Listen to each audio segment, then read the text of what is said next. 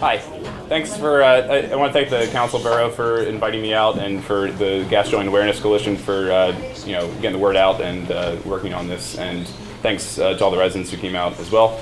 My name is Matt Walker. I am the Community Outreach Coordinator with the Clean Air Council. We're a nonprofit environmental group based out of Philadelphia, and our mission is to protect everyone's right to breathe clean air. We work throughout Pennsylvania. So now I'll just be talking about some of the environmental, focusing on air quality and also health impacts of natural gas operations in general, and then getting more specifically onto compressor stations. I'll encourage everyone to check out our website at www.cleanair.org. We have a pretty extensive Marcellus Shale program. It's not the only thing we do. We work on anything dealing with air quality issues, anything that affects health and people's lungs. So just real quick, I talk about air pollution, health impacts, how local conditions can impact air quality. Look at this station in particular, and then look at a couple things that the governments, at either the county or the township level can do, and some things that residents can do as well. We saw this map, you might be familiar with it, shows Marcellus Shale in PA. This is just a breakdown of permitted wells in Pennsylvania. You can see there's a pretty small sliver there in Luzerne County of 16, but I don't believe, maybe 6 have been drilled and they're plugged at this time, so there's not really a lot of drilling activity going on right now. So why air?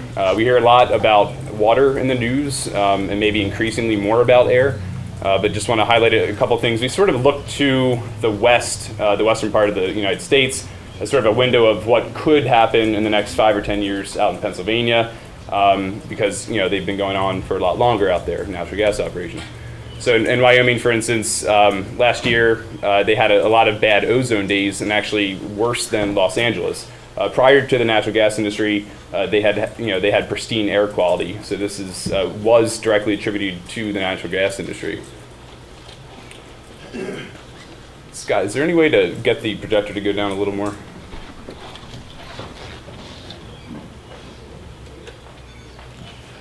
Thanks. Yeah.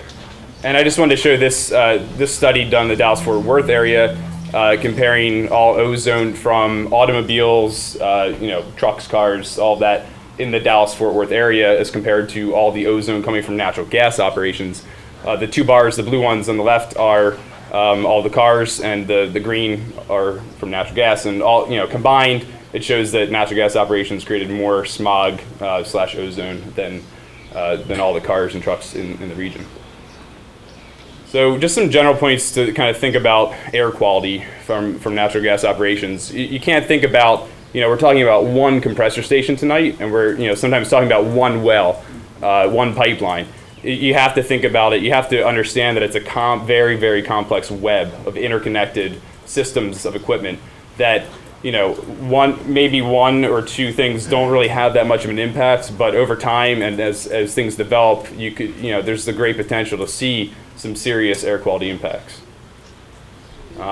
It is widely distributed. Some areas are more dense than others, but like I said, cumulative regional emissions can add up fast, and we do have federal standards. I'm not going to really get into the regulations too much tonight because I don't want to bore everyone, but we do have national ambient air quality standards, and the counties have to implement that, by making sure we're not giving too many permits out that our communities are in jeopardy for health. And that's, let me skip the other 2 for now. I just want to highlight a few pollutants that are of particular concern, kind of looking at the whole picture again, and specifically in Luzerne County. I want to look at methane, nitrogen oxides or NOx, and hazardous air pollutants or HAPs. First, methane is invisible and odorless. It is 21 times more potent a greenhouse gas than carbon dioxide, so it has that much stronger impact on climate change than carbon dioxide, and that is in the shorter term projection. I just put a note in here. There are more greenhouse gases than coal in the long term. There's been a lot of studies that are looking at the life cycle analysis of natural gas operations. While it does burn cleaner than coal, it's much cleaner burning over the lifetime of a project through transportation, through leakages, and what have you. There are considerable carbon emissions or carbon dioxide equivalencies. see, the largest man-made source of methane is from natural gas. I believe in the United States it's 40% is the most recent EPA statistic from their measurements. It is extremely flammable and explosive, and it does react in the air to form ozone. NASA scientists, United Nations Environment Program, and even the EPA has shown that methane can contribute to ground level ozone, and I'll tell you why that's important in a few minutes. Just want to show over time here. This is the inventory the EPA's inventory I was telling you about in 2008. We see a great jump in methane going out past 2008. I don't see the years on the end of that one. Sorry. But it does show how natural gas systems are, create significantly more methane than any other source out there. Okay, I want to focus on NOx for just a second here. It's kind of a generic term. It includes a lot of different kinds of nitrogen oxides. We won't go into that though. It's basically caused anytime somebody burns, it's going to put NOx off. It can be reddish brown in color and have a distinctive odor. But the important thing to note here is that it does contribute to ozone. It's an ozone precursor. I'm going to talk about that in a minute. Hazardous air pollutants are chemicals that cause or may cause cancer, reproductive effects, or birth defects. They vary quite a bit. Different types of smells, that kind of thing. You hear a lot of anecdotal kind of complaints from residents smelling things like paint thinner and things like peaches and stuff like that, which can be attributed to some of these VOCs. Volatile organic compounds is sort of included under the umbrella of hazardous air pollutants. It starts getting kind of complex here. Just stay with me for a minute. I promise it'll be quick. Volatile organic compounds, or VOCs, are a variety of chemicals that are known and suspected carcinogens. So that's another important point here. Some examples, and someone mentioned some of these before, are benzene, toluene, ethylbenzene, xylene, and formaldehyde. In this region of the state, you're going to see a lot more formaldehyde than the so-called BTEX chemicals, and I'll tell you why in just a little bit. Let's see. EPA, some data shows that there's quite a significant amount of VOCs produced during the well completion process. Now, ground level ozone. VOCs and NOx are both precursors to ground level ozone. They react in the air to form ground level ozone, which is basically, smog is about 95% ozone, so it's basically the same thing as smog. There's some particulate matter in there as well. Pennsylvania currently is following actually the 1997 ozone standards, which is too bad. But EPA is starting to implement the 2008 standards right now, and as you might know, Obama decided to delay even stricter standards until 2013 or so. Okay, so now I want to look at those pollutants and look at potential health impacts from those pollutants. Nitrogen oxides, or NOx. These are some symptoms you can see at lower levels. I'm just going to highlight a few, like fluid buildup in the lungs, and at high levels you can see reduced oxygen in tissues, and even death. And these are from the sources you can check out later, the Center for Disease Control. They have an arm called the Agency for Toxic Substances Disease Registry, or ATSDR. You can check out their website, and they have a bunch of fact sheets on all these pollutants. So potential health impacts from hazardous air pollutants, or HAPs. You see eye, nose, throat irritation, headaches, things like damage to liver, kidney, and the central nervous system. Some can cause cancer, and some are suspected or known to cause cancer in humans. Sorry, some can cause cancer in animals, others are known or suspected to cause cancer in humans. And just, benzene and methanol are some examples. Also the aldehydes, which include formaldehyde and glutaraldehyde, are also cause cancer. And also at low levels cause skin, eye, nose, and throat irritation. Potential health impacts from ozone. Again, highlighted just a few here. You can see a lot of sort of respiratory issues, especially for people who already are predisposed to respiratory issues like asthma, bronchitis, and emphysema.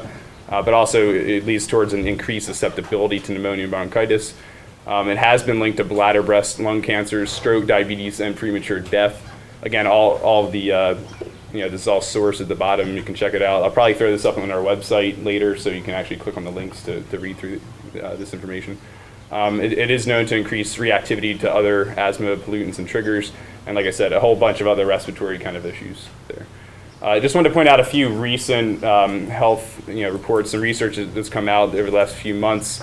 One looking at endocrine disruptors, which some VOCs and HAPs are, shows that even low level exposure to some of these chemicals can do the same thing as higher level doses to the chemicals. Just because we're putting a limit here on some of these dangerous chemicals doesn't mean that down here they're not going to cause similar health effects. That's what this shows. It's not a curve that goes like this. It's a curve that could go like this, is what researchers are finding. So at some point along that that curve, you could be here or you could be here, depending where you are. If that makes any sense to you, it's basically it's suggesting that we need to look at the safety determinations. They need to be fundamentally changed, and that was in the endocrine reviews.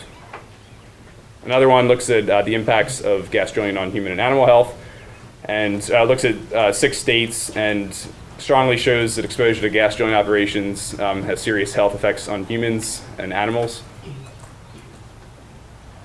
And here's a human health risk assessment. This one got a lot of media coverage from the Colorado School of Public Health, and it showed that basically residents who live within about a half mile from a source, like they were looking specifically here at gas wells, are at much greater risk than people beyond that half mile point. That was sort of the magic number that they found.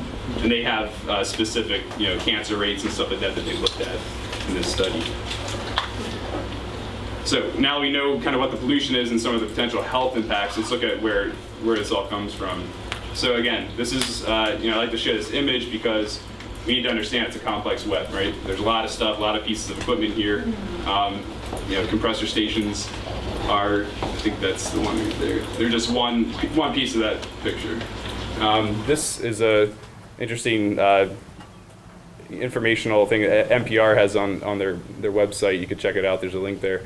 It shows kind of a schematic, and you can click on different pieces and bring stuff up. But I just want to sort of start at I'm just going to flip through these pretty quickly here, but as trucks bring, we need a lot of sand and water to frack, and as trucks are coming in, they're diesel trucks, and they're producing a lot of particulate matter, a lot of carbon dioxide, a lot of NOx. As we have diesel engines on the drill rigs, again, contributing to NOx, all the same kind of stuff. At the completion process, you're seeing a lot of hazardous air pollutants, VOCs, and methane being released, and this can occur from an average of 3 to 10 days. This is a FLIR image. This is a video you can check out later of a well completion, and it shows what the naked eye can't see as far as those VOCs and methane. Impoundment ponds, after the wastewater comes out of the well, it has to be stored somewhere. Sometimes it's in closed tanks, sometimes it's in open impoundments. This is something that's going to be, like I said, there's a lot of things that are hopefully changing right now, but this is as it is right now. Companies are still doing that. Pipelines, one issue. I'm not going to focus a whole lot on pipelines, but one thing I just want to say is that you do have leakage anytime there's a fitting connection where 2 pieces meet, basically. And there's been a ton of studies on how much natural gas leaks out of the process altogether. Some as low as 2% of all of the gas in the system, up towards 6 or 7%, and that's so set on the upper end. 6 to 7% of all the natural gas going through a system would leak into the environment. And that's methane, and potentially VOCs, depending on where it is in the process. This is just showing, this is from EPA's website, just showing all the different places that leakages could occur at all those different, valves and what have you. And then, we get to, at that point, compressor stations. So we're coming from the well, we're sending the gas to a compressor station so it can be pressurized and shoot it out through transmission lines and get it to market. This is just an image of a compressor station in Pennsylvania, out in the western part of the state, I believe. And you see quite a bit of the air pollutants. In general, compressor stations do include basically every type of pollutant that I talked about, whereas some of the other ones have, 2 or 3 compressor stations basically have, include all of them. They have, much lower, usually particulate matter and sulfur dioxide, that kind of thing, but we'll look at that a little more in depth. And then sometimes the compressor stations, you can have dehydration units where you can have them freestanding, but they're basically going to separate water, out of natural gas, and they can leak methane, VOCs, and HAPs. And then you have condensate tanks, which I believe this station does include a condensate tank. Yes. Yeah. So and you're basically separating out liquid hydrocarbons and storing them in this tank. And there's an image to the right. There's a FLIR image again of the types of fugitive emissions and leakages that you can see there that can come out of condensate tanks. And then you have things like unplanned events. More recently, we had the Lathrop compressor station explosion on March 31st up in Susquehanna County, which was attributed to basically lack of training and user error, and that was a kind of a big debacle that Williams had to go through there, dealing with that. So this kind of summarizes a little bit of that information to show you if something, at different stages of the process, what are the big, contributors for certain types of pollutants. And like I said, I'll highlight again, at the well development part and on the top here, we have completion is a major source of VOCs, which we're very interested in because of public health. And compressor stations, big in NOx. I would also say big in VOCs. We'll look at a chart in a little bit. And air toxics, basically meaning HAPs, which also include VOCs. Looking at this is from Alan Robinson with Carnegie Mellon. Looking at NOx emissions, the biggest kind of contributors from Marcellus Shale operations are right now, pretty insignificant, but they're projected to be very significant over time as, again, more stations are approved. It's not just one. It's I've not seen a comprehensive plan of compressor stations of pipeline networks because there's different companies working on these these systems, and it's hard for the public to get sort of a overall image or picture of what things are going to look like down 20 years down the road. Biggest VOC contributors right now is at the well completion and condensate tank, but in the future, 2020, looking at compressor stations and condensate tanks and well completion.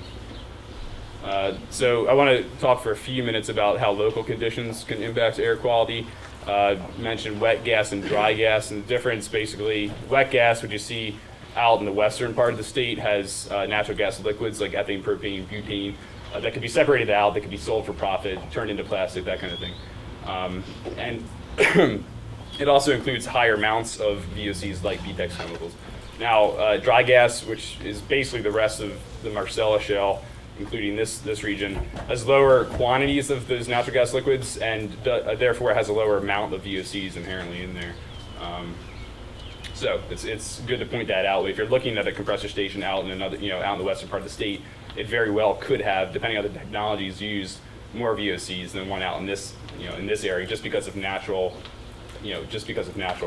reasons. So air pollution is affected by topography and weather. As you probably know, living in this region, you might experience something called inversions, which is when warm air sits above cool air and basically traps that air in, including any kind of pollution that would be there.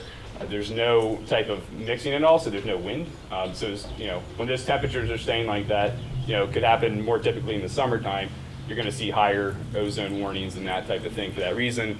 And it does happen more in areas with valleys and mountains like this area. Wyoming Valley fits the description perfectly, so we need to consider how inversion is going to affect all this. This is a map from EPA showing what is downwind, who's downwind when you're looking at air quality. And if I just want to focus on ozone in blue, and it basically travels in a northeasterly direction. So that's just a good thing to know that if you're in you're northeast of a station, ozone has been it's been found to have traveled up to 200 miles in some cases. So it's not, it can stay, through an inversion, it can stay in, the Scranton area for a long time, but it can also travel depending on what's happening with the weather. And here's the source for the 200 miles. And then again, VOCs have higher impacts on people within about a half a mile. So how is this air quality being monitored at the state level in particular? This is just across the state, across the country. So DEP does have a statewide monitoring network, which they're currently revising. And I just highlighted the Scranton area. You guys have a lot of ozone. You guys have 4 ozone monitors and a few of each. So you guys are covered. A lot of for the most part, as far as air quality monitoring goes, a lot of areas of the Marcellus Shale are out in more rural areas, and they don't have proper monitoring. But because you have such a high population density here, there are more monitors for that reason. So it's one thing we've been kind of following with DEP, is making sure they have a monitoring network that can, appropriately measure what's going on with air quality impacts. Some other pollutants that they're monitoring. Here's an image. Here's the compressor station proposed. Here are the air monitors. So, I mean, sometimes we'll see like a station up here and the monitors are down here, but in this case, we could get at least a picture of what's going on over time from this compressor station. Okay, so now I want to look a little bit specifically at UGI station. Again, the location, an image, zoom in and then zoom out. And then I want to highlight just a few things about air pollution here. See, starting with, I have a hard time reading here. Mike, skip to here. I want to do a comparison of pollution from this station with one called the Barda compressor station in the north central region of the state. Where you can see, so the volatile organic compounds, which you showed, are known or suspected carcinogens. They'd be producing 44.3 tons per year of that. The federal limit is 50, so I did hear something about half of the amount of VOCs from the federal. I wrote it in my notes. You guys said it was about half the emissions of the federal limits. The engine standards. Of the engine standards. Yes. SPS. Oh, the engine standards, the efficiency standards. They have NOx, VOC, CO emission standards that are engine manufactured after. Okay, so I just want to point out that they're legally following all regulations, but I would push, and the Clean Air Council, and I from what I can hear from residents, would push for a little bit better than 44.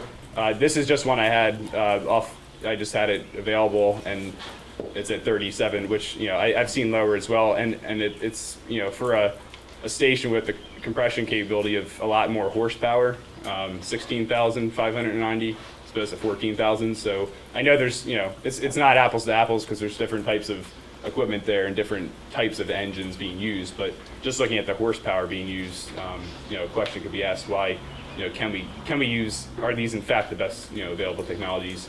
Also for formaldehyde, 8.3 is very close to the federal limit, and for a minor source, to stay within minor source, and the Barda station has a 7.14. Again, not neither of these are perfect, and it's a question of whether or not we can look again at some of the technologies proposed, and is this in fact the best thing that we can do?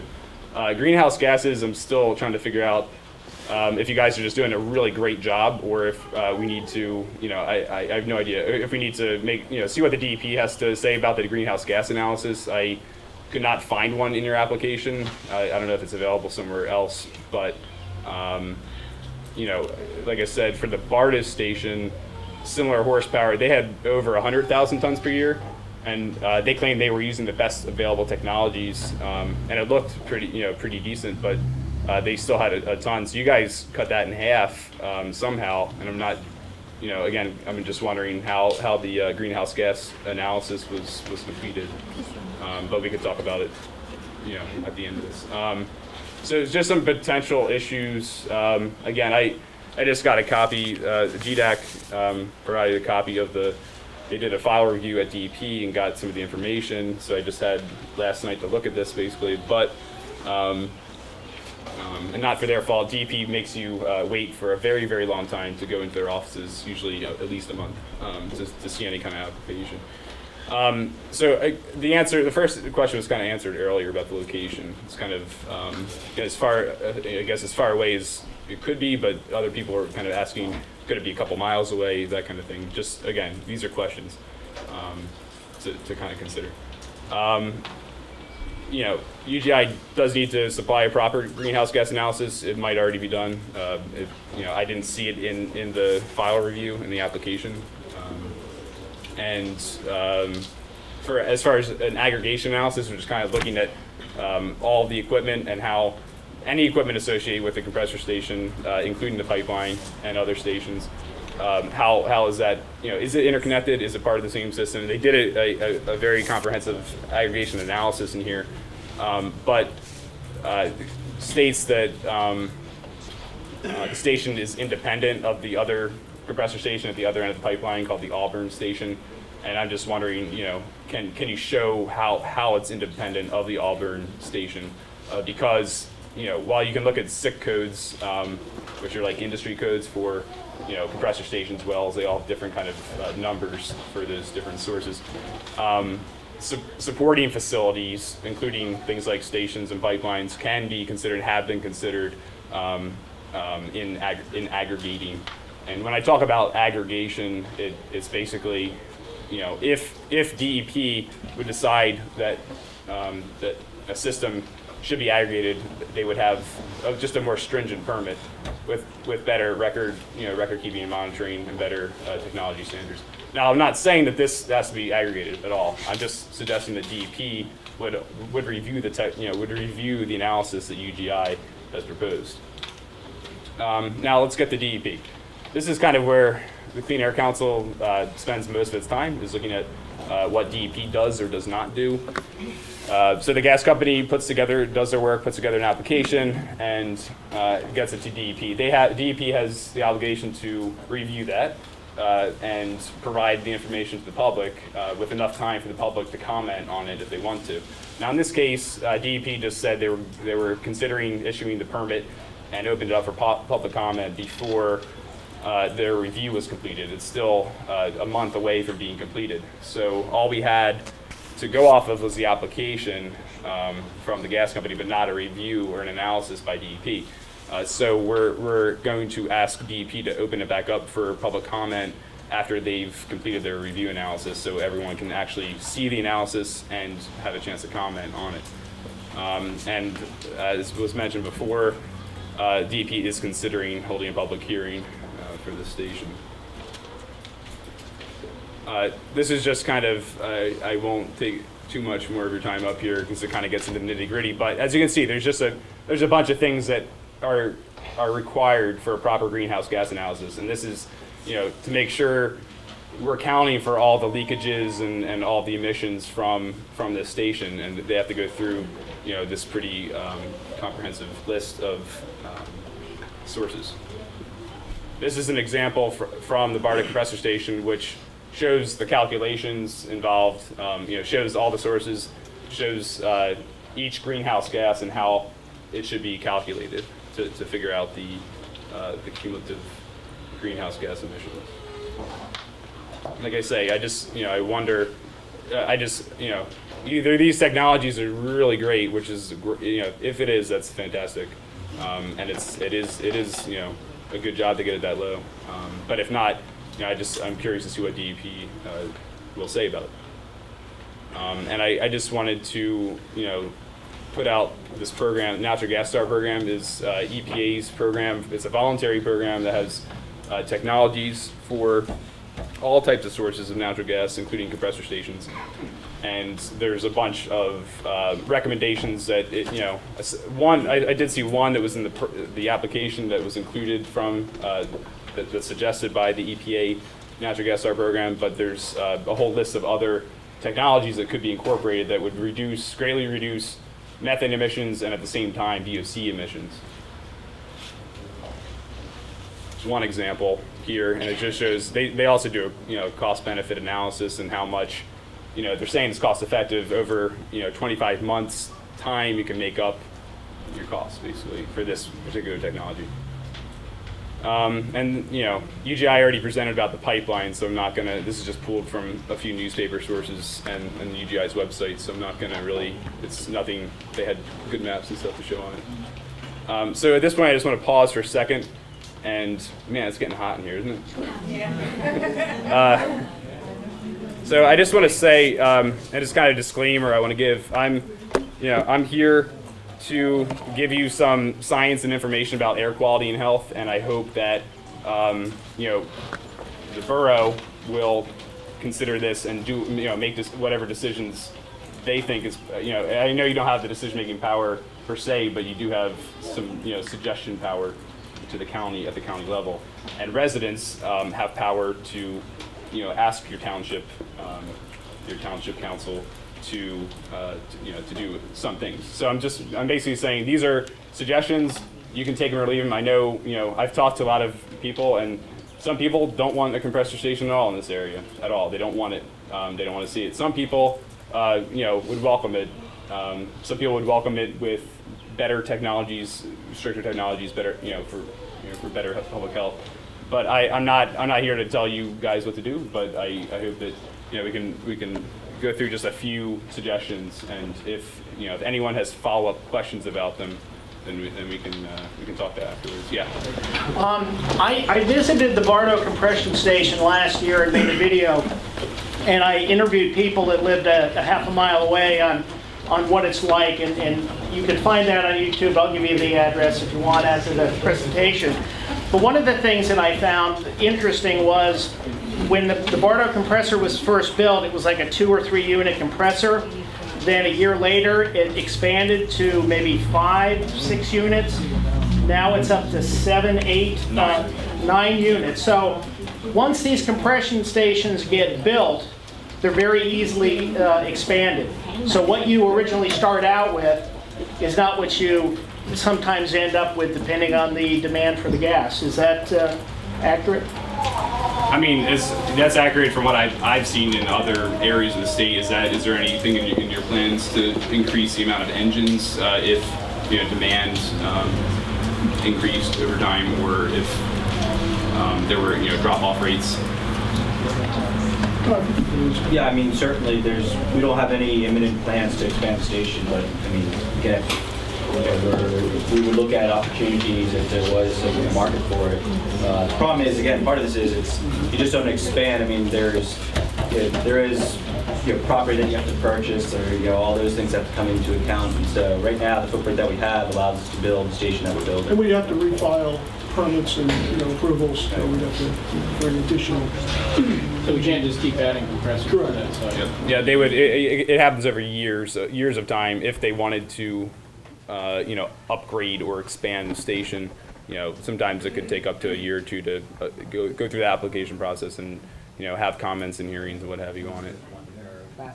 So I just real quick, because I'm not actually done the presentation. If you guys don't mind, I mean, it's up to if people need to leave. I understand, but I was going to go through sort of a few quick ideas here and then open up for questions. So I want to talk about the precautionary principle, and I am just going to read this to you. Err on the side of caution where the effects of an activity cannot be predicted with confidence, where the activity would have adverse impacts on future generations. So what kinds of things would you have to do to incorporate that principle? You have to look at all the different possible impacts of taking an action, making a decision about something, for, in this case, compressor station. Shift the burden of proof to those whose activities pose a threat to the environment instead of the other way around. I'm up here talking about potential health impacts of it, and that's kind of the opposite of number 2 there. And don't approve the action if there's a significant uncertainty or risk of irreversible harm. And this principle has been incorporated into local ordinances, like in San Francisco. They put a clause in there to assist with their decision-making processes. So when something came up, they had this ordinance that said that we're going to look at things this way before we make a decision about it. it's kind of just being well informed and educated about the decision that you're going to make. I don't know. I know there's been a lot of stuff around here on Act 13 in your area in particular, so I don't know if anyone needs a refresher. But maybe I'll save this for the end, if someone, people want to stick around. But basically, the reason just real quick, this concerns us because municipality or the county level, whoever is in charge, at whatever level, they're going to have their powers of controlling land uses, what goes where. They're going to have that taken away by Act 13. It's already been passed. It's in litigation currently, but it is kind of important to consider when we're looking at what kinds of avenues municipalities have to make decisions about this. Very limited right now. Prevents municipalities from appealing certain decisions, and it preempts previously adopted ordinances to regulate or ban drilling. And I highlighted that because it's important to know for something else we're going to talk about. These are some allowed, these are some uses and setbacks. It's basically allowed, all this equipment is allowed in all zones, but some need like conditional use permits and need special permission to be operated in like residential areas and stuff like that.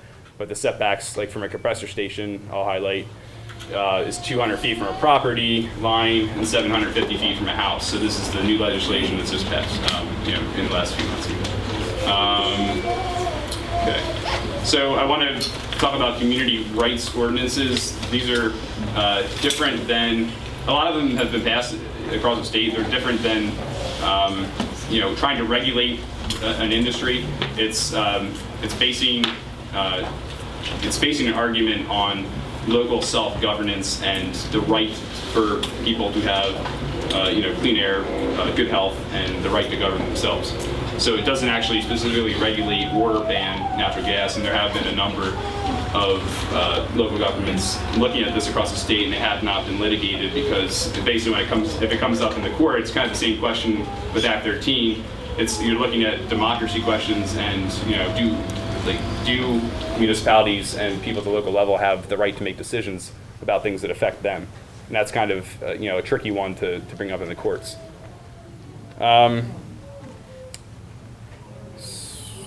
Right now, we're kind of looking at a few things with the Air Pollution Control Act that may allow municipalities to enact stricter air quality standards than the state, but this may also be trumped by Act 13, and it may need EPA approval first. So that's just something I want to throw out there that we're currently looking into. A few more, just really quick, some ordinances. You can pass ordinances on pipeline safety type stuff and environmental protection, and there's a website there for you. And you can also pass a resolution or letter of support if you want to support municipalities involved with that kind of the Act 13 litigation and community rights. And that's a letter and a link if you're interested in checking it out. Okay, residents can comment on equipment like compressor stations. You can show up to hearings. You can actually get stronger air permits from doing this. DEP has issued stronger air permits. You can attend local hearings and meetings like this one, provide input for decision makers. You can also pressure or ask politely to companies to ask if they'll, adopt certain technologies that we talked about, looking at the, voluntarily adopting the energy, the EPA natural gas star program. And you can also pressure or ask nicely local governments to look at some of these ordinances on, rights-based ordinances. And residents can also observe what's going on around their house. If they live near some of this equipment, they can call in complaints and report those to DEP. Probably skip this one. Everyone looks a little hot. It's important to testify and comment. You can actually have a good, pretty big impact on the final permit. And I'll probably skip over this one as well. There's some phone numbers. Again, check this out later. Some phone numbers. There's a form to fill out. If you see something that's going on that's like an odor or something like that from a natural gas operation. Okay, open up to questions. Yeah, I think you're first. Of the total area to be serviced by this compressor station, what is the percentage of the hazardous air product or pollutants that can be attributed to this particular compressor station? The hazardous air pollutants are 16.2 tons per year from this facility. Yeah, but what I'm saying is that the area that this facility is servicing encompasses a lot of wells and other uses. Of that total area that this facility is going to be servicing, what percentage of the pollutants is attributable to this compressor station? I mean, I would have no idea. One answer to your question could come once DEP, they're doing a statewide emissions inventory right now. And the question, I've always wanted to make sort of a pie chart that shows a percentage of like where different stuff's coming from in an area. But DEP is requesting from all types of gas companies, including, from the people who drill to the people who build compressor stations and transport gas, all the different types of emissions, where they're coming from. So hopefully by, I guess, the end of the year, we'll have a clearer picture about exactly what Pennsylvania looks like right now, because to be honest, we don't have an understanding of that currently. So we don't know. I mentioned the National Ambient Air Quality Standards, which are it's like a federal standard, but the state and the counties, it's implemented locally. We have no idea really if those are being achieved right now. And Pennsylvania is in part of, there's something called the ozone transport area. Pennsylvania is part of it because they're downwind of other regions, produce a lot of ozone too. And for that reason, they're it's called moderate non-attainment for the ozone standard. So they're particularly, at risk for, we call it blowing the NACs, basically going over the limits that were set at the federal level. So you mentioned that a compressor station like this would emit about 16 tons of pollutants a year. Well, that's for hazardous air pollutants, which I guess in this calculation does not include volatile organic compounds, because that's a separate. So your VOCs are 44.3 tons, and then HAPs are 16.2. Of that, yes. Okay, so that's of the. Okay. And just to clarify, let me make the point. The numbers that we show, that's worst case. We show what's called potential to emit. Since we don't operate, we don't have any actual data. That'll be the absolute upper limit. If we ran all three compressors 87, 60 hours a year, we won't operate that much. But that's our total potential to emit. So we can never go higher than that. The likelihood, once we're in operation, we do testing, it should be less. One of our three compressors is always is a backup. It's a backup. So Really, if you take that number and you can take 2/3 of that. take 2/3 of that, and that would be two of the compressors ran 24/7, 365 days a year. But ultimately, the proof will be in the pudding. When the facility's operational, we're stack testing, we'll monitor it. You're not planning on running it 24/7? Not all three units, two or three. 2 or 3? Tom? I just had a question about, as a healthcare professional, this is the tip of the iceberg.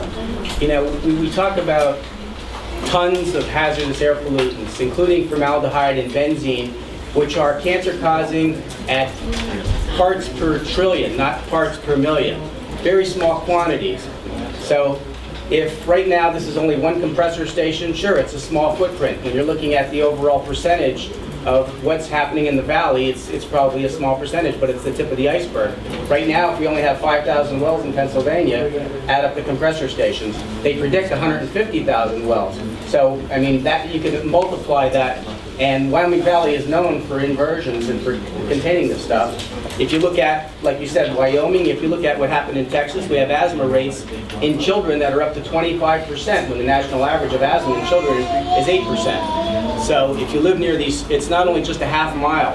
This stuff is going to accumulate in the valley. And like I said, if the woman mentioned the big picture, when she was talking about the benefits of gas drilling, we also have to look at the big picture when we're talking about the cumulative effects of all these. This is what's allowed by EPA and what's allowed by DEP. Sure, they meet the requirements. They come underneath how much allowable pollution there is.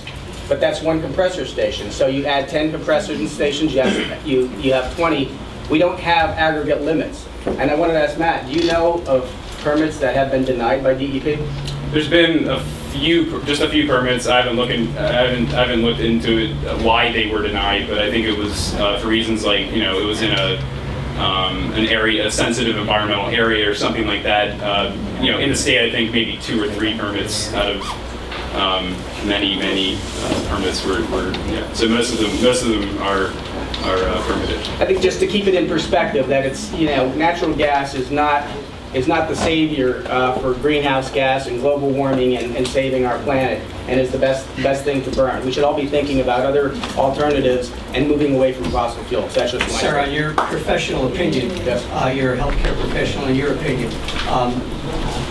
we have 2 pump stations, the compressor stations that have been here for multiple years, Wyoming and Plains, Sailor Ave. What is the environmental and health effect on the general public of those 2 facilities? See, that's the problem. Nobody's doing studies. Nobody's doing, and the problem with water contamination issues is people have not had baseline water testing before gas drilling has come to their neighborhood. And so therefore, it's very hard to prove what happened if your well water becomes bad. Same thing with air quality. If anybody lives near these stations, I wouldn't just be going by those 4 testing stations that DEP is doing. I'd be getting my own air quality test, which you can get. If anybody's interested, I can tell you where you can get your own canisters and get baseline air quality tests. So that way, 5 years down the road, if your kid's having asthma or someone's getting nosebleeds, or you can verify, what, this amount of pollutants was not here before, and now it is. So nobody's doing health studies, and like Matt said, with the precautionary principle, I think the burden of proof should be on the industry, not on, I just want to say too that the Plains station and stuff like that you can. That's from what I understand, that's a lot smaller of a compressor station that we're talking about here. We're talking about a transmission compressor station here. We could get onto DEP's website, and they should have the information from years back on the amount of pollution that's allowed from that station. But from what I understand, it's a lot smaller. But over the long term, the healthcare and the environment. I mean, over the long term, you have to look at everything, but I was just kind of saying it's like that station that exists right now. But Is I mean, not, that would be apples to apples and oranges to oranges, not Wyoming, state of Wyoming versus. Right. Yeah, looking at Borough. Pennsylvania or looking at this whole region together, everything's going to contribute. Those stations, stations you refer to, there isn't a comparable compressor station like they're proposing No. within our valley, within Luzerne County. The stations, the things you're speaking of aren't comparable. Even, I don't even mean size-wise, but just the function of them also. They're like a small part. They're more of a transmission station. Maybe we could have this conversation at the end too. You had your hand up for a while. Are airflow studies required to be done for this sort of thing? And if they're not required, is UGI going to do them to follow the inversion pattern in this valley? Yeah, they're required about once every year if you're going to run them at about 8,700 some hours. And I guess that's what's in the application. And sometimes DEP will, again, if they're pressured to do it, sometimes they've increased that number so that, they might do stack tests, which basically looking at, the oxidation catalyst, which is what's reducing the air emissions coming off those engines. They look at that, what's coming out of the pipe there, they test that about once a year. Can they do it 24/7? Is that technology today? It could be done. There are requirements for that. I was talking about the major source. We didn't really get into it, but if this station were to be considered a major source, it would kind of tip in a lot of technology and kind of monitoring requirements. That being one of them, they would have to have sort of a 24-hour monitoring system. Right now, what a lot of companies are doing is sort of monitoring the temperatures. I'm not sure if that's what you guys are doing or not, but monitoring the temperature and the oxygen in the area to know, if something, basically it's an indicator. I was actually talking about the airflow of that, being that it sits on top of the mountain there, and it saddles the back mountain, and about the flow of those pollutants down into the valley. Has someone done a study of how the air flows and how that will affect the valley as a whole, as opposed to the, In the Scranton area, I don't know if anyone's looked at that, specifically, but DEP again does have their monitors to measure ambient air quality, that would be coming off that mountain into the valley. I don't know if anyone's, some of the studies, like I showed, did look at ozone, and how far did ozone move, and what were the, the air currents that moved it. EPA shows the direction that, the general direction of certain pollutants like ozone. Yeah. Matt, if you were being relocated to this area, how far away from this compressor plant would you live before you felt comfortable. Yeah. You have the knowledge. Yeah, I mean, to be honest, the more I work on this, the less I want to stay in Pennsylvania.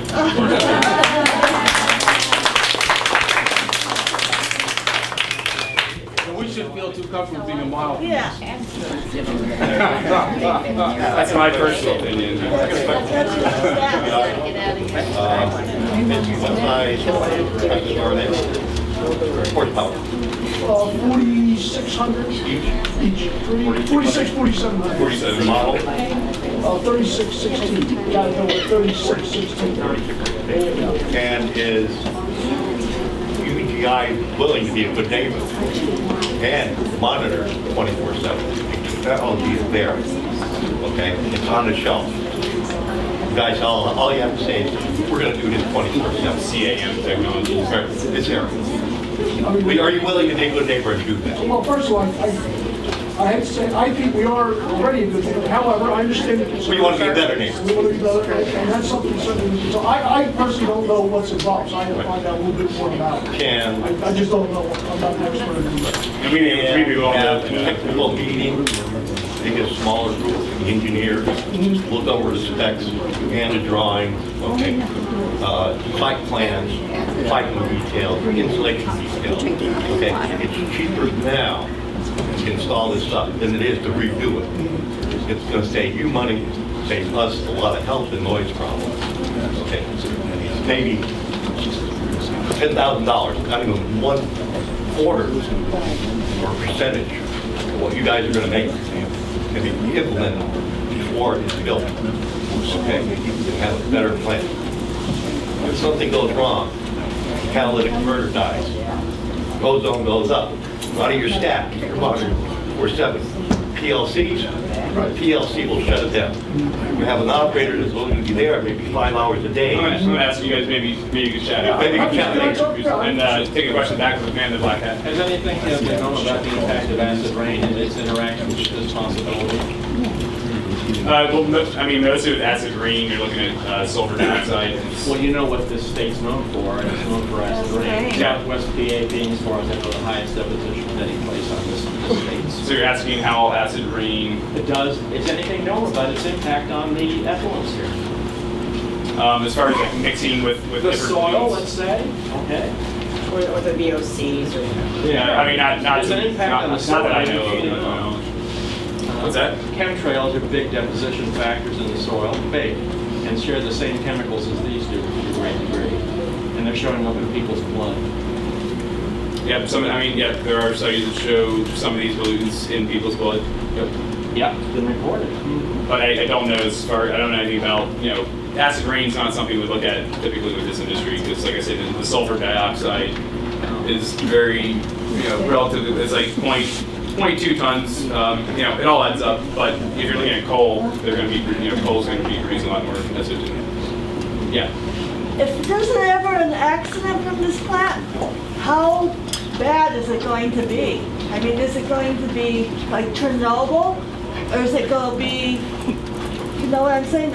How bad is the air quality going, how much more worse is the air quality in the soil and the land be? I mean, I'll let you guys take an answer too, but I wouldn't probably compare it to Chernobyl just because, yes, there are naturally occurring radioactive materials, and they do come out during well completion and could come out during explosion as well, but not to the degree, not radioactive kind of stuff. But I understand. How long is it going to take to recover? And are looking at some of the other, people going to get sick quicker?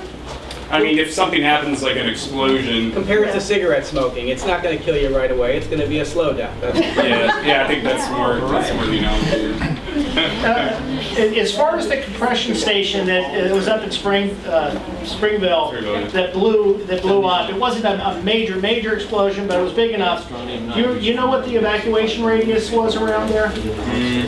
No, I don't. It was We're not that a mile and a half. Was it a mile and a half? What's that? You're not far from. Well, it's not gonna be that, we're gonna be Oh, you're like gonna be within a pretty close to it. mile, half a mile, or. I mean, for what I had residents calling me and saying, they heard something. People didn't know for a while. They kind of walked over to see what was going on, but what happened? One engine exploded and ignited. There was an ignition source that the company is not, they don't know what it was, but ignited another engine. So there was a smaller and a larger engine on fire. It did explode. It did blow the roof off and some other elements. And it did burn for a few hours. DEP, when questioned, said they're still looking into it, issuing a report. A lot of residents asked, what kind of pollutants were being released during that time, during the explosion, and DEP is trying to analyze that right now. So, that's my update. Yeah. I have a question about the water, the wetlands. I know that we're talking more about the air right now, and I don't know if this is out of place to ask this because it's more involved with the water, but this is all being built right on a wetland area, isn't this? Because you're talking between Francis Slocum State Park and West Wyoming, and that's all watershed area. I mean, they're just, at one time you weren't even able to build a house on a wetland. Now it's like all bets are off with the gas industry to go wherever they want to put it. Yeah, we talked about a little bit of that in the beginning, and they will be going through a section of wetland, and from what I understand, doing wetland offsets. I do want to make a comment on wetland offsets as someone who has a watershed management certificate, a graduate certificate. Wetland offsets are a joke in my opinion, and that's professional. They're not nearly as high quality as as a traditional wetland that's been around there for so long.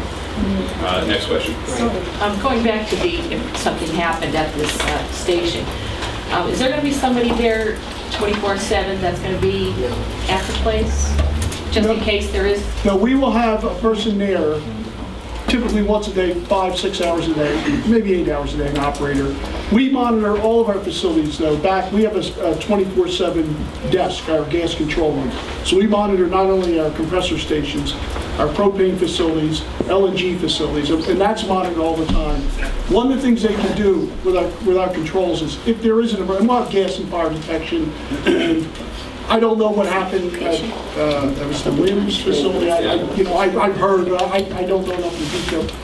But some of the precautions we take to avoid that kind of incidents, we have a lot of detection in there. As an example, if any gas is detected, there's an automatic ventilation system. But in an emergency, if the operator saw fire alarms, they were getting UVI, what they call UVIR alarms go off, they can actually shut down the plant remotely. Kill the source of the fuel, shut it down, and then we would dispatch whoever's on call locally. We have obviously folks stationed all over the state. Okay, so you would be responsible for any fires or whatever? Absolutely, yeah. We coordinate with the local fire. We showed you the Auburn station earlier on.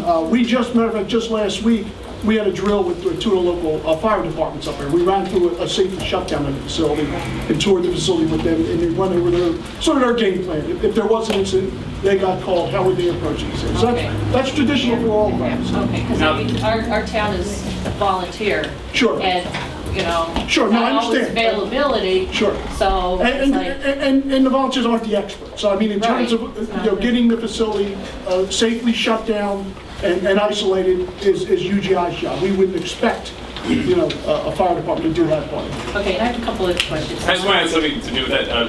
What happened in Springfield is they had about, I think, 6 or 7 local volunteer fire companies come, and they just had to sit there because they didn't have the materials they needed to respond to that emergency. In this case, it was a foam that it was needed to plug up, to seal up the methane and VOCs, basically. And they were waiting. Apply that equipment to the locals, or have at least on hand? Yeah, that's the reason for the drills. I mean, if there's anything that we specifically need, or the volunteers feel that we need for that particular facility, they'll let us know, and we'll have to provide. And it's on site? It'll be on site, yeah. And they have access, there's a Knox box, so yeah, that's right. Well, could we set up a meeting sometime in the summer? Our assistant chief is back here. I was just along your same lines, Eileen. We can get together. Absolutely. As Addo, Mr. Cipriani, representatives from your company. Absolutely. I mean, our concerns from the fire department point of view are very similar to what this lady. Understood. No, and What concerns do we have to look out for? What do we need to initially mitigate an incident up there? And as we go through the zoning, what I call the zoning phase of it, you mentioned here, I think it was Luzerne County planning, we will go through the emergency management agencies, and we've done that on virtually all that stuff. We would be happy to sit down. So, you know, and this will all happen well before operations. Okay. Absolutely. And one thing, just real quick, a lesson learned, if all goes, if everything goes through and everything like that on the station, what they learned in Susquehanna County is that, I guess, basically they said it was lack of training. They did not have, they did training on what's called a lockout procedure. It's basically like, they have systems in place that all the switches and stuff have to be just so, and people have, have certain, only certain people can unlock certain valves and what have you. Someone did that improperly and allowed, a lot of gas to escape and ignite. So it was user error. And I had another question. This compressor station, is this going to be on private, is it on private property? Is it on someone's property? Or is It would be private property. Oh, it's private Yes. property. Okay. And also, is there, I mean, was everybody saying, okay, Fire Cut Road, where exactly and where is the path? Where's this actual path going through? We don't have really, I mean, I saw on the Google map, but I mean, that doesn't really show me. Well, we actually have to continue building access road from Fire Cut. So it's, right now, I think a four-wheeler on foot's the only way you can get to the site. So we will actually have to extend an access road on Okay, I know. It's going to come down by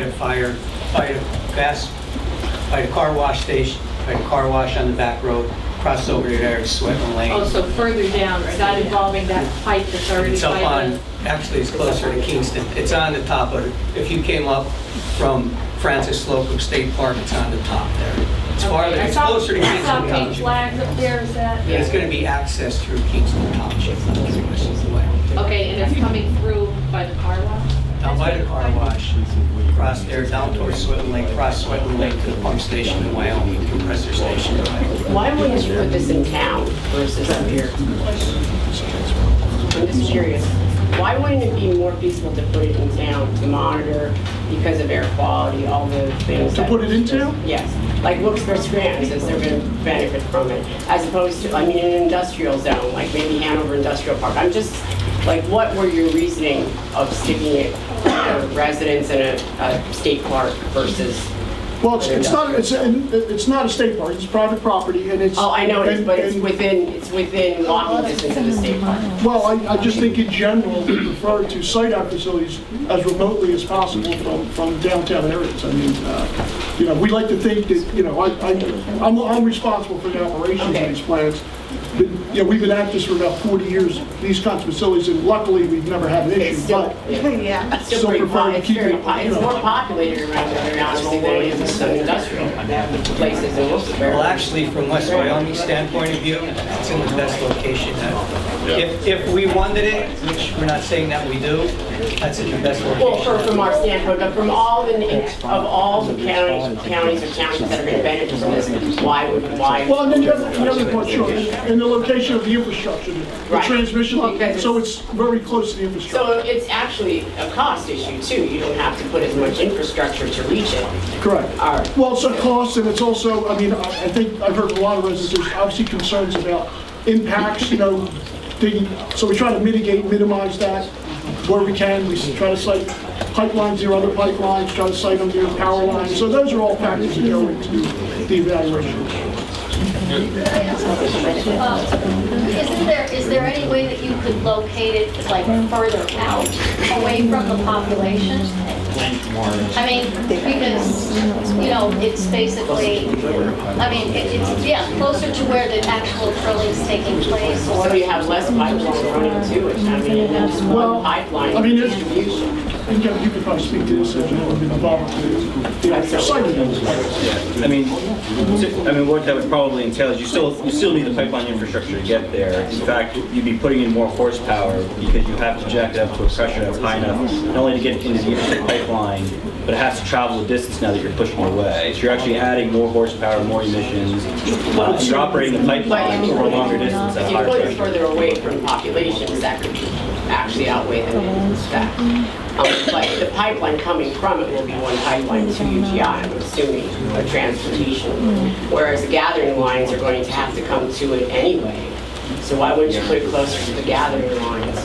We're proposing a single line here. Okay. From the drilling sites. You're right, we're just a single line, and there's actually a single point of interconnect that we have right now. Where the existing station we're connecting to. Oh, okay, so you are going to be at the operating station, is what you're saying. There's an interconnection point, there's a gate station about 10 miles south of the overseas, that's correct. Does that travel both directions? Like some transit equipment, or just one direction? Right now, it's... The gas can either move north, or the gas in the new segment will move south. It can do both. Well, it can't necessarily move from like all the way up north, all the way south. From the point that we're interconnecting with the local supplies, we can either move it north or we can move it south. And that's located up near the border of Wyoming and Susquehanna County, I would say. Right. Yeah, that's what it is.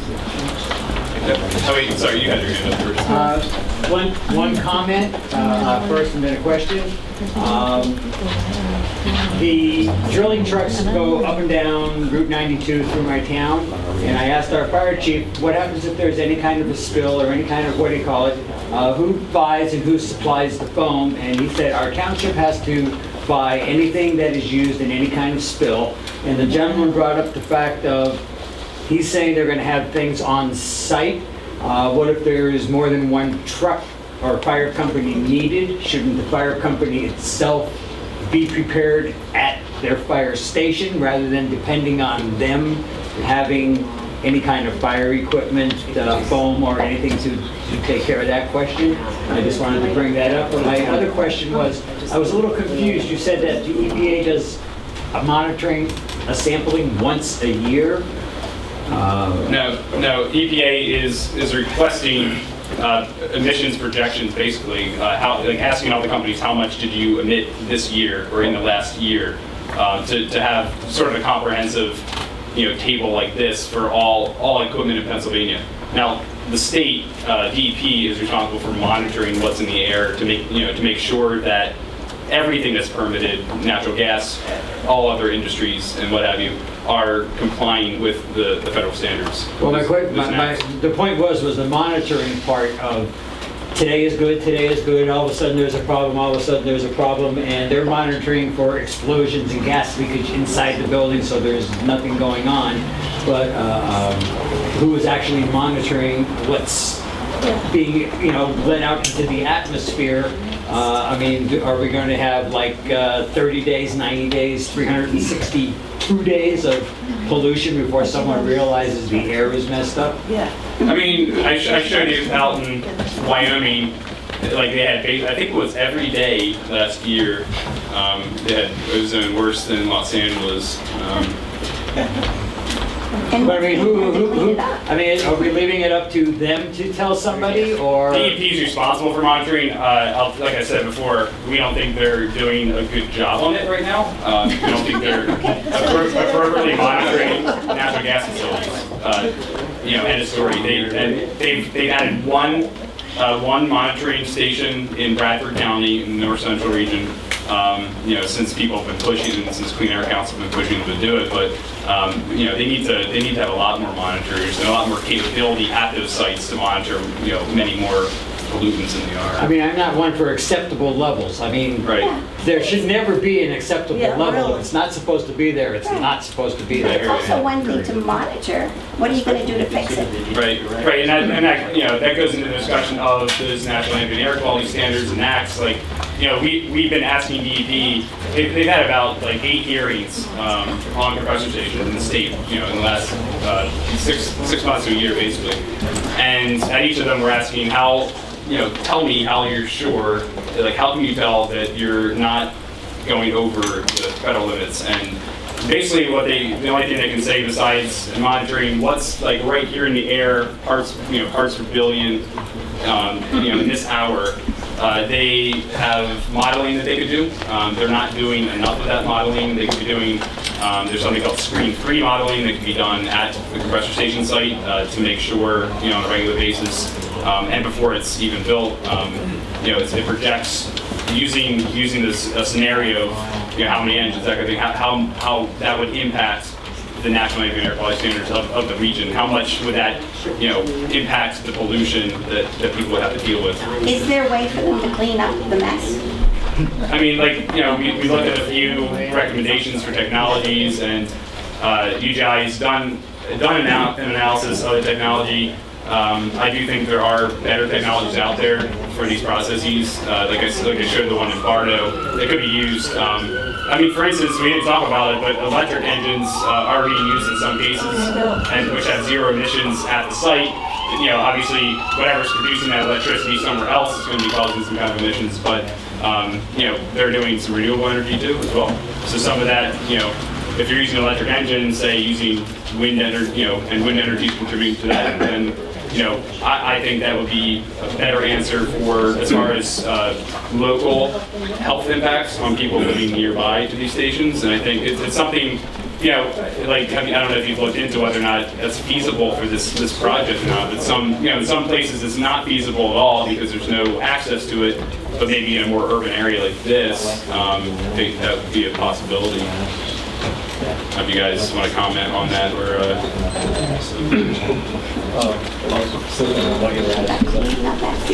based on what you tell us, it seems like people within a half a mile certainly have that health issue. But it's not that after the half mile there's no health impact. It's just that people within the half mile have a lot more of cancer rate, a lot more chance of getting cancer than people outside the half mile. And that's looking specifically at wells and not compressor stations. But we did mention that the well completion process has the same pollutants that are going to be coming out on a continual basis from the compressor stations, like EOCs. There are 44. And what we're seeing right now. Besides the fact that you're within that half mile and you have that health issue, you also are going to be in a situation, and I've been in real estate for over 30 years, your property is going to go down $20,000, $25,000. I mean, people, if you're a family that has 2 or 3 children, and you live a half a mile or even closer, people are not going to want to buy that house. So you're definitely going to lose money. And just real quick, so do they get any kind of special consideration when you live that close? That wouldn't affect West Wyoming because it's not even within a half a mile. And the residence is located within. Oh, yeah, I understand. That's not what he said.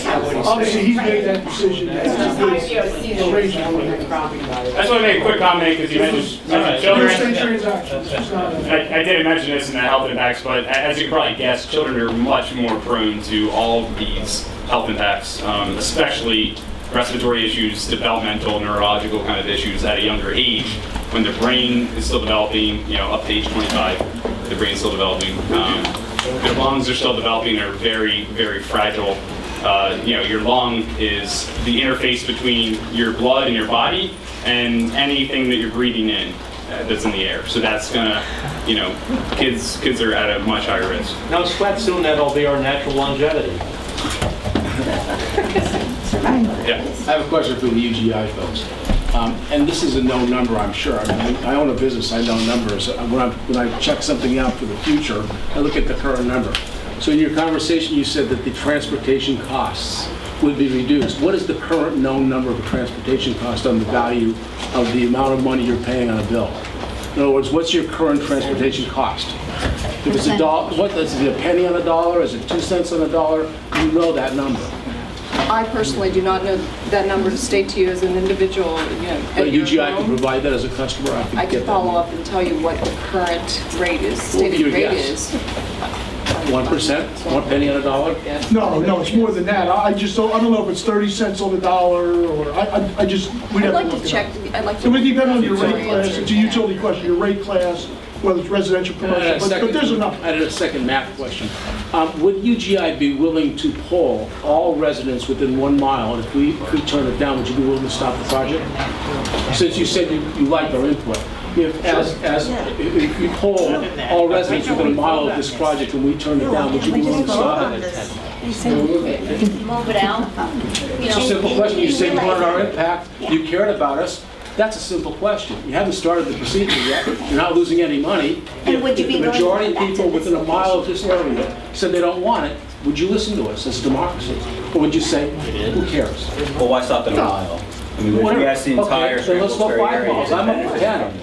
I'm up for 10, but I'll go a mile, let's go 5. Well, the impact, they said, was, what, a half mile, so at least, bring it to a mile. Do you realize that right now, if you had this meeting, Wait, is there no answer on that, you'd be though? sitting in your own fumes right now. Is there no answer on that? No, I want to respond, but many people are sitting around any of these. They're responding. Go ahead, let her respond. To just hold on 1 second for the. What I want to say is that I committed that UGI is interested to talk to the folks here about their concerns and take them and consider them in context of the project.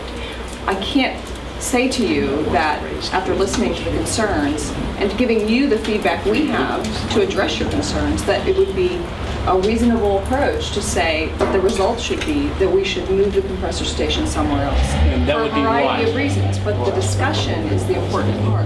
No, I don't think it's important, but why would that be not a reason to stop the To project? hear your input and understand your reasons for why you think it's important that we move it, and for us to explain fully and better to you perhaps why we think that meeting or exceeding the standards on all of these issues that we're listening to and talking about. What if is based on sufficient. real estate value alone, the majority of people felt they would lose $25,000 a year on the value of their home and could not recoup that in the cost of the lower gas, and the majority of people within a mile of that felt that they would lose $45,000, would that be enough of a loss of income for the majority of people in this area to make you move a little bit further out, as to not impact us by millions of dollars? What I want to say is, what I want to say. That's the old theory of not in my backyard.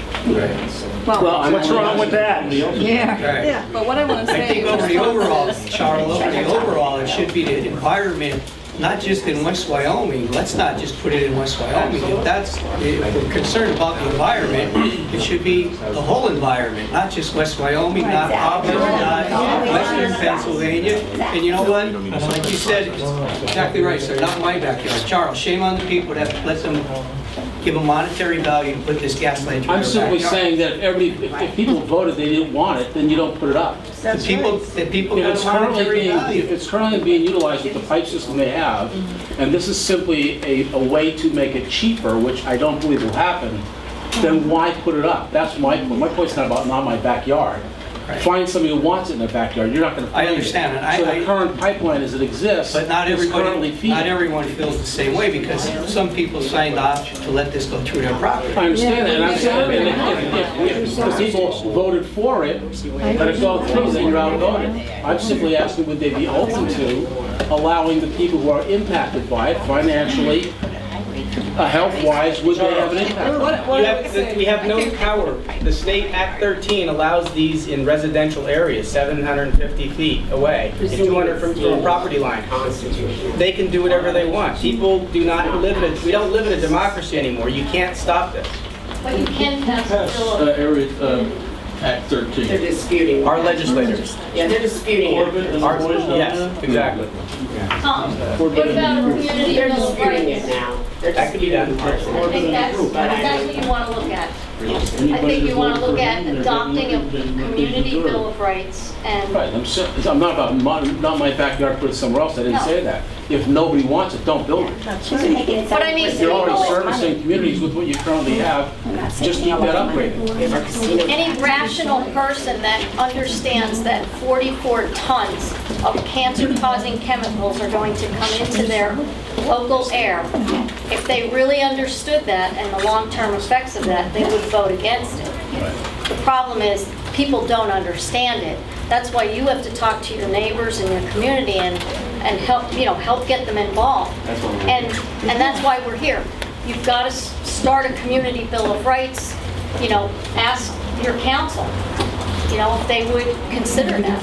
That's something that has been done. And Matt, would you say, Matt, that's one of the best ways to address this? I mean, in this current scenario? Like I said, if that's the decision of residents and, at the township and the county level that you want to look at protecting public health. It's affirming. It's basically, like I said, it's been one of the more effective tools in the state. There's an organization that's been looking into that quite a bit that I can provide you with their contact info. But like I said, it's basically affirming the rights of people to make decisions at a local level and the right to breathe clean air, drink clean water, that type of thing.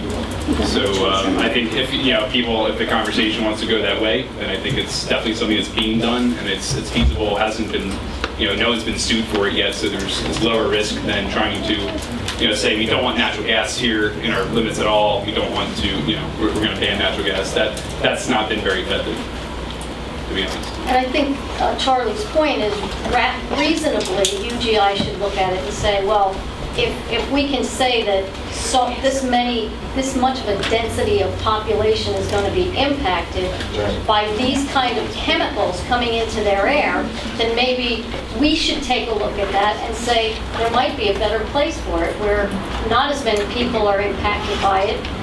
The airflow into the valley for 44 tons per year of VOCs in a valley that has inversions continually where the pollution is trapped and all the residents of Wyoming Valley would be impacted, does that really make the best sense for everybody?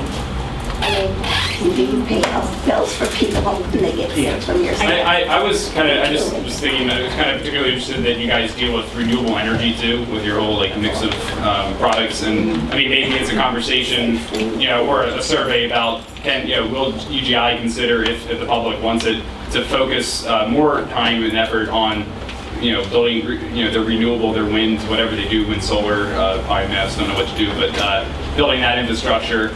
Spending more time on it, right now when it's kind of, I know you have your cost benefit analyses that you have to do, but again, it might be a point where a conversation could happen. Matt, maybe if you want to stay for a little bit, if anybody has any individual questions or for the folks from UGI for a few minutes. Yeah, you're allowed to leave. Before we make everybody to death. I'll stay here. We appreciate everybody coming out tonight.